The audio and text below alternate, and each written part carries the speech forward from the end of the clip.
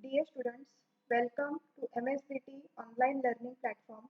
Myself, Ms. Manisha Pokharkar, lecturer in Computer Engineering Department from Vidyalankar Polytechnic, Vadala, Mumbai. We are going to learn the subject Java programming. Now we have already started with the unit number 2, that is derive syntactical constructs in Java.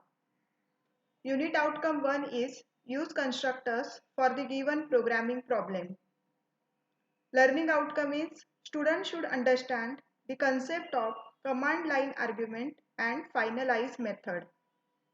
Now what we are going to learn today? We will see what is command line argument, what is variance, that is variable length argument, what is garbage collection, and afterwards we will see finalize method. So this is the concept map which we are going to see in this whole presentation. Learning objectives are understand concept of command line arguments, understand concept of variable length arguments, understand concept of garbage collection, understand concept of finalize method. So we will start with command line argument. When we provided the input at the runtime or at the time of execution, it is known as command line arguments. Command line arguments are parameters that are supplied to the application program at the time of invoking it for execution. Args, that is ARGS, is declared as an integer array or array of strings. Any arguments provided in the command line are passed to the array args as its elements. Now we will see the example for command line argument. Now here is the program for command line argument. Now you can say that we have created one class, that is test args. Then we write the main method. After that we will use the for loop to display the elements which we have passed. Now when we execute the program for command line argument, how to run the program? See, we can first compile it by using the javac and then the class name. Now, while running in the command line argument, we give the input at the runtime. So, when we write the Java code, that is the Java command, Java class name, then we give the input, which are the input is which we want to display, we will give at the runtime. So here we have passed C, C++ and Java as an input. When we execute the program, we will give the input at the program at the runtime, and the values which we have given are stored in this args array, means args array, which we have given in this main method. It is in the information that directly follows the program name on the command line when it is running.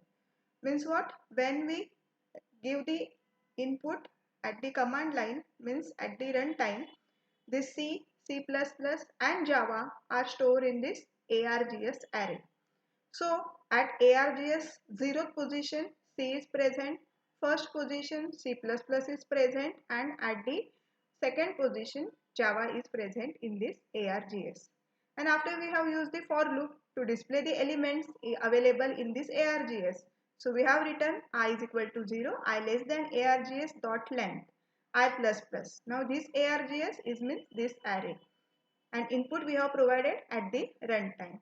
So all the elements which we are present in this args, we have to display that. So we write here system.out.println and args I given as 0, 1, 2, whichever the length of the array, and then every element which is present in this array is get displayed.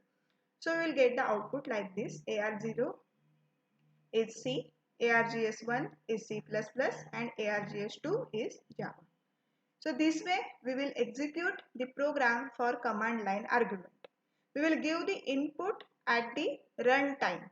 When we use the run command, at that time we will give input in the command line argument. Now the next topic is variable length arguments. It is also known as variance. Variable argument or variance in Java allows you to write more flexible methods which can accept as many arguments as you need. Before variance, either we have to use overloaded method or take an array as the method parameter, but it was not considered good because it leads to the maintenance problem.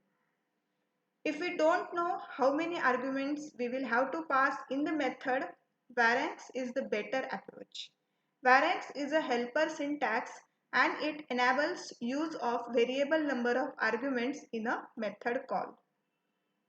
So we can say that variance means what? We don't have to call the method again and again. Okay. At the same one time we write it and that method is called uh, again and again itself.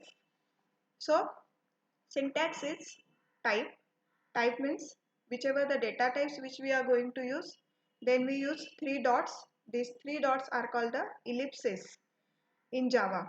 And then variable name, whichever the variable name where we want to store the values, we can write that variable name. So this is the syntax for variable length argument. Now we will see the example how we write the variable length argument.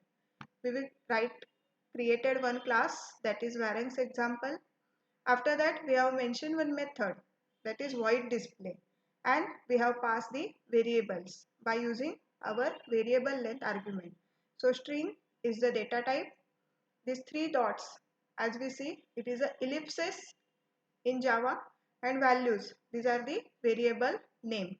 So whichever the variable we have passed in the main method, all the variables are stored into these values. After that we have mentioned here system.out.println to display. So whatever things you want to display, you can write. So I have written here display method invoke.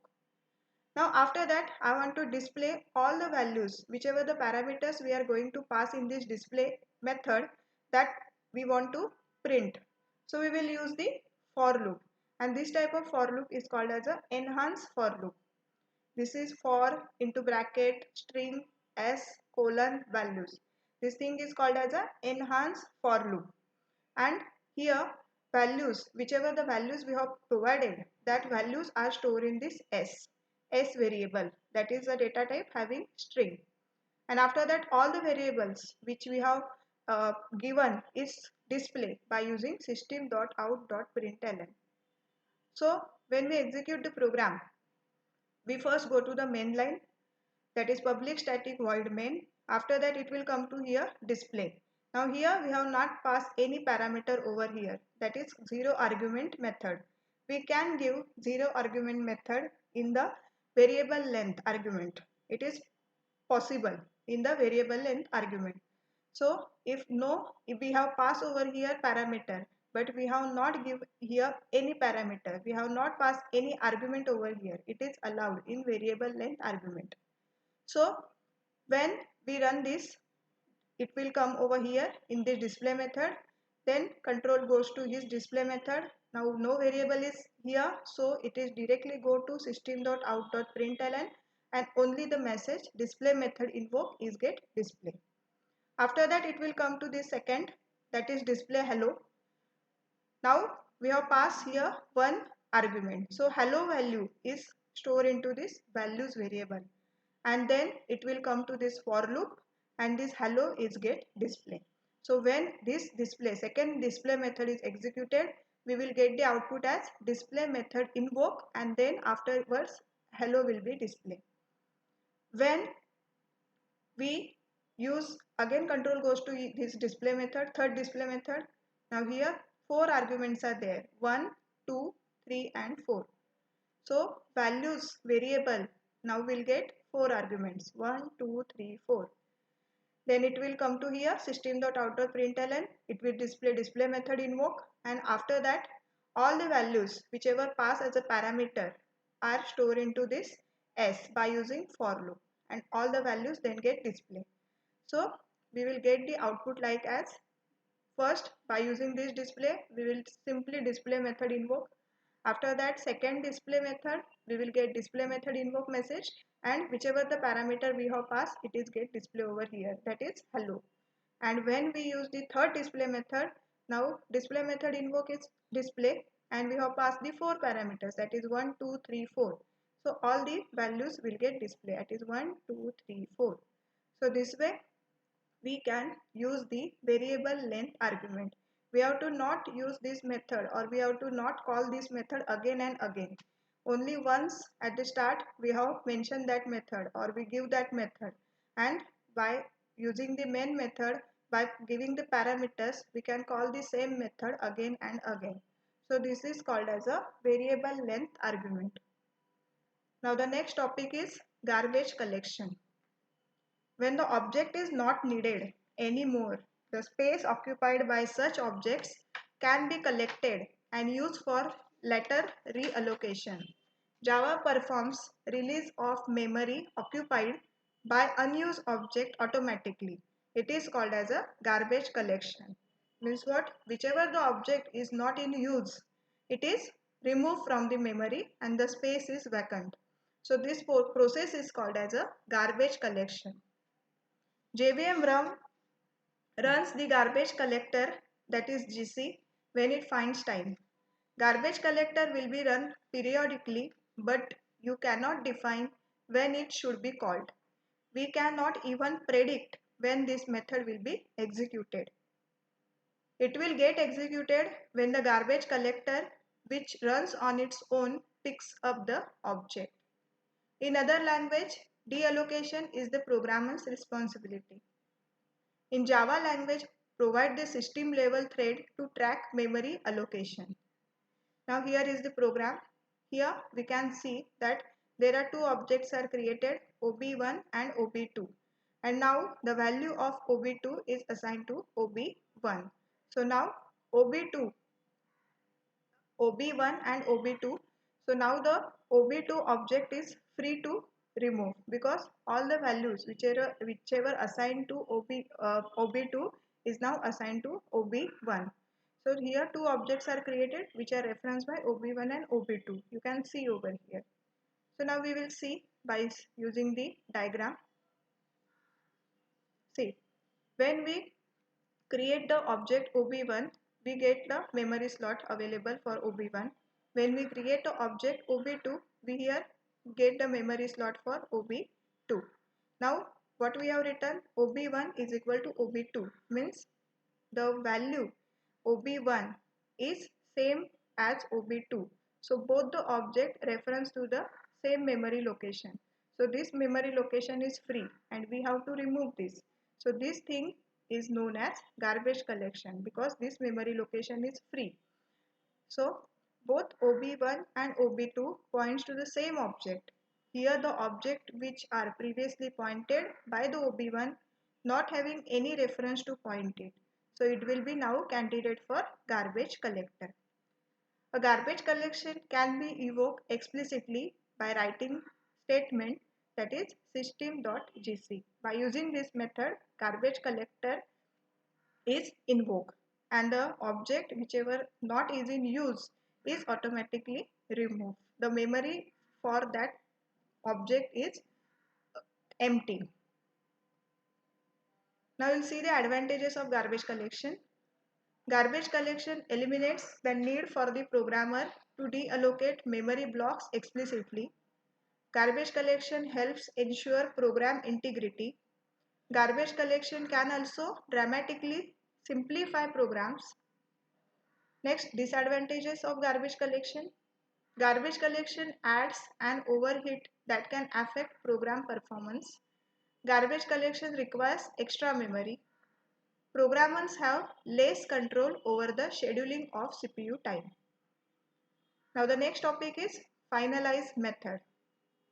The finalize method of object class is a method that the garbage collector always calls just before the deletion or destroying the object which is eligible for garbage collection, so as to perform cleanup activity. So before performing the garbage collection, we have to apply the finalize method. The syntax for using the finalize method: void finalize throws. This is throwable exception we have to write. Since object class contains the finalize method, hence finalize method is available for every Java class. Since object is the superclass of all the Java classes. Since it is available for every Java class, hence garbage collector can call the finalize method on any Java object. So now we will take a quick revision what we have learned. Dash function is used to perform some action when the object is to be destroyed. Option number 1 is finalize, B is main, C is delete, and D is insert. And the answer is finalize method. Second is dash method is given parameter via command line arguments. First option is main method. Second option is recursive method. Third option is any method. And the last option is system defined methods. And the correct answer is main method. Thank you.